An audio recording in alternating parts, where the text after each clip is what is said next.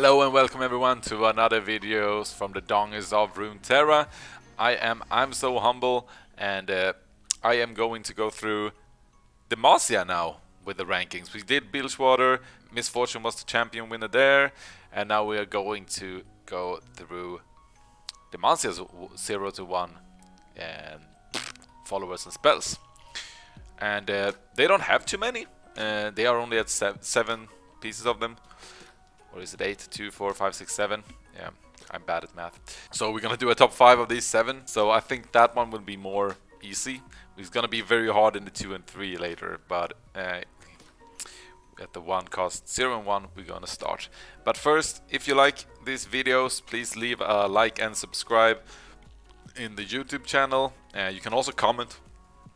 Please comment on how wrong these are, and if you want to discuss further and stuff like that, you can join us on our Discord. And if you want to see some big misplays and some occasional great games and well plays, you join me on my Twitch. I'm at current level in Masters, a couple of 100 points. I'm pending about around 500 and 200 at the moment, depending on the day. So make sure to join in. That will also be down below on the link. You can also follow us on Twitter, support us on Patreon, yada yada. With the 5th place, I guess we start. And the first 3 was very easy on this list. The other ones are quite in the same territory, really. So that's this one's gonna be like, you could put it either way. Like, they are not used as much, and it's the Plucky Poro I put on the 5th place. It's just because it's not just because, but it's because he's at least good in the Poro deck, and you want to get him as a Poro. He's a 1-on-1 and tough. It's not that easy to beat. Yeah, he's great to get with the Petty Officer when you play Bilgewater and stuff like that. He's just a decent 1-on-1. I think he's now I'm going to admit that the Make Seeker Conservator, he's not in there. I think it's just like a better card in general. It's more consistent. The Mage Seeker Conservator, you don't know what you get from him. It is an extra card, so maybe he is better really, but just a little bit more consistency with the Plucky Poro. That's what I'm going to say. And for the 4th spot, oh yeah, there is. 4th spot is the Chain Vest, and that's also like, it's a good card, but it can make some really big impact. You know, give someone tough. Makes it very hard to kill. It's very good against Misfortune. It's very good against the Vile Feast and stuff like that. You can put tough on a Fiora when they're trying to grasp of the Undying you. She will survive and stuff like that. So Chain Vest is a good card, and it stays forever, right? So it's good. So the top 3, I think you all know which ones the top 3 are. The order might be different for everyone, but 3rd place for me is Citra of the Cloudfield. She's been played a lot. She is a worse Jagged Butcher, but that is not something to be laughed about. You play the Jagged Butcher for 2 and 2. He just has the potential for 3 and 3. But Citra of the Cloudfield, 2/2. Not an easy piece to beat down. When she drops down, she gives 2 damage if the opponent can't respond. She takes everyone with her except the buffed Jagged Butcher. So she's really strong. Featured in most Demacia decks. Sometimes she is moved out because sometimes you play Demacia with Bilgewater, so Jagged Butcher is just have more potential, and you want to keep the other spot for the fleet Feather Tracker that may or may not be 1st or 2nd in this list. So 3rd place for her, and for 2nd place it's going to be Ranger's Resolve. This card can really swing games, especially against multi-spells like Avalanche, Withering Whale, stuff like that. People think that they are gonna kill everything from 2 and below. Now they need to do 3, and you cannot like Wild Feast into an Avalanche because Tough will just ignore the Wild Feast. It's just for 1 round, but you can do a monster round. You can do a massive outplay with just that card for 1. it has so much potential for one, and yeah, that the only thing is sometimes it's a little bit hard to set it up, and sometimes in some matchups you don't, it's overkill, or that you don't, or the other ones are already overkilling you, so it doesn't matter. That's when it doesn't get used as much, but almost every Demacia deck runs two or three of this one. Sometimes it's one, but that's very rare. And for the first place is Fleet Feather Tracker. It's one of the better one-cost units in the game. It's slightly better than Citra, and that's why he keeps getting picked over Citra. Maybe occasionally in a Bannerman deck you pick Citra over the Fleet Feather Tracker, but most do not because of the challenger, right? And he works so well with the Warship that if you buff him, it's a 3-2 all of a sudden, so you can kill everyone with a one attack without dying. I think it's a he. It could be a she. He's awesome. You put him in every deck. It's always 3 in Demacia decks, unless you have maybe some super late deck with Shadow Isle or something like that. I don't know. This is the most played, I think, card for them. Together with the Loyal Badger Bear before he got nerfed. Now I think it's the Fleet Feather Tracker alone, probably. So he claims the first spot. I thought maybe the Rangers Resolve could go high over it because it has higher highs, but like if you get this one, you're always gonna play it. Rangers Resolve, you cannot always play it, but it has higher highs for sure. But like this one, he kills Zed, Lucian, like pretty good units, and a Misfortune if he's paired with a Warship. So yeah, that's how it is. This one was quite easy. So some orders you could debate still. You can always debate the orders, but I think we're fine. Interesting enough is that they don't even have a 0 cost in this region. So we're gonna go to the 2 and 3 cost, and there's a lot more in the 2 and 3 category here. So this one was harder. This one was harder. But it's actually, when you look at them, there are a lot of cards that are like equally okay cards. They work in some kind of decks. Prismatic Barrier, like you don't play that everywhere. Senna, you mostly play it with Lucian. So you really like, and God, you don't play that a lot. Loyal Badger Bear has lost his status. He would, spoiler alert, he would be first in any category here if he still was a 4 and 4. But he's not as played now as a 3 and 4.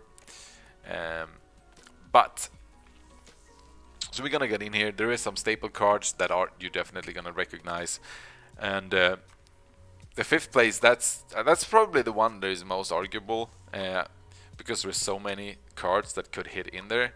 But I chose to put Mage Seeker Persuader in, and that is, I'm a little biased of the meta that is right now. It says grant me 1/1 and Challenger once you cast a 6-cost spell in the game.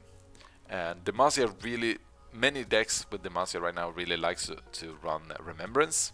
It's a 6-cost spell that gives you a 5-cost units, and when you've done that, this one activates, and then he's a 4 and 3 with Challenger for 2. That's awesome. That's just bonkers. And a 3 and 2 for 2 without Challenger is not as bad as it sounds.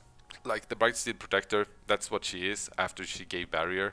And sometimes the barrier you put doesn't even like, it's not happening anything with it. So he's not that much worse. He just needs a little more setup, and that's why he went in on the 5th place. 4th place I chose Relentless Pursuit, and this one could get higher because Relentless Pursuit wins games on its own, and it's basically a rally. Right, you can rally after you have done an attack. People don't think you can do anything. You can rally on opponent's turn to make a quick kill. It's now a slow spell instead of fast, so the opponents do not get punished for playing a spell as their first action, as they did before. People rarely did, though, unless it was a really good spell. And the reason why it's not higher, it's because sometimes it's a win more card, like you're already winning, but now you just pushed it to the end, and sometimes like you don't even need to play it because you're winning, and And when you're in a bad spot, the rally doesn't matter, really. You need to be in an even state, really, or at least a board state that is higher, so you can do a double punish. So it's a little bit hard to execute well. It's a super good card. You can win games off it, and you close games off it really well. But that's why I have it on 4th. You can definitely argue it for it higher. It should be in most Demacia decks, by the way. 3rd place is the Bright Steel Protector. She's been featured in basically all Demacia decks since I can remember. Like giving the barrier on round 2, if you're attacking on that turn and you're giving barrier to like the Fleet-Footed Tracker, that's cruel. Like that's really cruel. And if they don't have 2 units, you're like gonna maybe kill the unit they have out with the Fleet-Footed Tracker without losing anything, and then you hit 3 damage in with the Bright Steel Protector. There's so much potential here from such an early start and pressure you can put with her, that it's really good, and that's why she's played, right?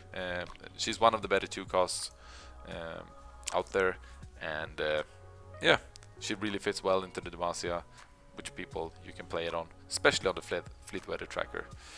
I think I'm saying that word right. 2nd place, it's a spell. It's a single combat, and it's the single most potent card spell in a Demacia deck. That's the one you add if you pair with another region as well, because Demacia is not a big playmaking region. Like they don't have cheap playmaking like Transfusion, Oxygen Fervor, Mystic Shot and stuff like that. They are very fair, but single combat is their unfair card that they can counterplay with. Like if you try to kill something with an Oxygen Fervor or with a Get Excited, you use single combat and maybe you kill another unit with it. Or if they make a big play trying to like say Thermogenic Beam your Radiant Guardian, and because they don't want you to lifesteal, you just counter it with a single combat into anything that you're sure the Radiant Guardian is gonna die, but you get 5 heal off and kill a unit. Like this is the playmaking thing in the Demacia, and it's also really good with Fiora to level her up better if you go for that. So this is a staple card. When you're looking to at Demacia decks, you really want this one in. It's cheap as well. It's a cheap playmaking card, so you can make big plays earlier as well. And at 1st place, it's the Warships. Warships, just too good of a card at some point. Demacia is not too good of a region, so he should not get hit, but he's a 2 and 3 for 2, which is awesome. And then he buffs his ally with 1 and 1 every round when he's out there. So, and he works so well with the Fleet-Footed Tracker, because the Fleet-Footed Tracker then protects him from getting hit by a unit, so he can go out and do 2 damage himself, and you can kill a stronger unit than intended. He's great. He's just a great card, and everyone plays him. Like in Bannerman decks, he's even more awesome. So yeah, if you're playing Demacia, pretty much your first card you put in is Warship and single combat. That's why he's on top, and he's on top of single combat just because single combat actually needs you to have units out that are good with single combat. Warship you just play it for 2, like in almost any situation you pick him. Sometimes you pick him over Illusion even for 2, like because he has 3 health. So nah, it's all good with the Warship. He's awesome. So Fleet-Footed Tracker and Warship, not a shock that they are the winners of the start of this one. And lastly, I'm gonna promote. I hope this one video hits before August 9th, but that's when I'm pretty sure it's going to.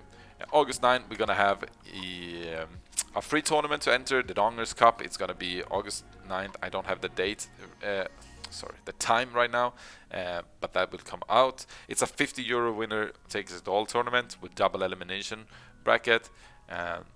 You're gonna be able to sign up through Battlefy, and that information will be on Discord. So just make sure to get in on Discord, because you're gonna need that anyway. And the Discord link is down below. You will see rules and stuff like that will come up there very soon, or probably already be out there when this video hits. So thanks for watching, everyone, and yeah, Dong is out.